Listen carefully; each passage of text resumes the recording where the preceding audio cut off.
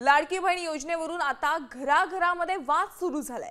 लाडकी बहीण योजनेचा लाभ कोणी घ्यायचा यावरून आता सासू आणि सुनांमध्ये महाभारत रंगलंय।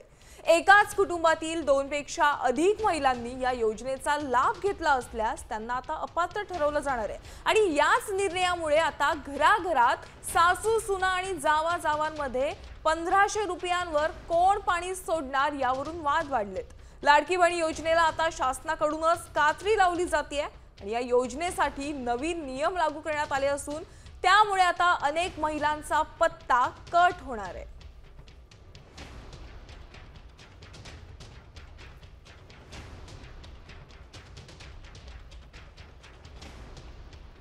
तुमचं नाव कट झालं चालन का? नाही भैया, माझी इथं लहान लहान मुलांचं शिक्षण करायचंय मला। माझं नाही झालं पाहिजे, यांचं करायला लागलं तर, नाही तर सासूबाईचं करा माझं।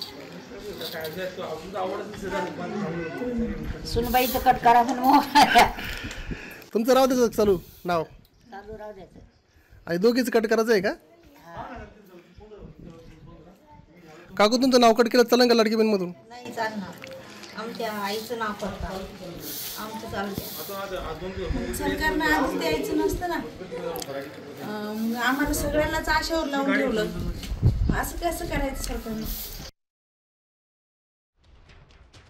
लाडक्या बहिणीच्या संदर्भात सर्वे आलेला आहे करण्यासाठी, तर ते आता काही काही कुटुंबामध्ये 2-2, 4-4 नावं आहे। तर त्या 2-2, 4-4 नावामध्ये आमचं म्हणणं आहे की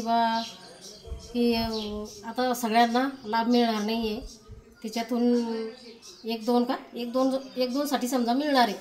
पण मला त्याच्यामध्ये ही जाऊ म्हणते माझं कट करू नका, ते म्हणते माझं नाव कट करू नका, तुम्हाला काही गरज नाही। आता ती अशी सगळ्यालाच अपेक्षा आहे, तर ती सुरुवातीला झालेलं आहे तसं, मग आता त्याच्यातून कोणीच त्याला समजून घ्यायला तयार नाही। तर अंगणवाडी सेविकांकडून लाडकी बहीण पात्रतेचा सर्वे सुरू असल्याची माहिती आहे। एकाच कुटुंबातील 2 पेक्षा अधिक महिला अपात्र ठरणार आहेत।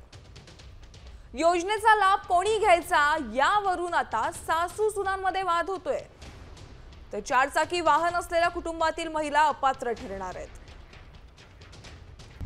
आता isakal.com आहे देशातील नंबर 1 ची मराठी न्यूज वेबसाईट। प्रत्येक अपडेटसाठी isakal.com ला नक्की भेट द्या।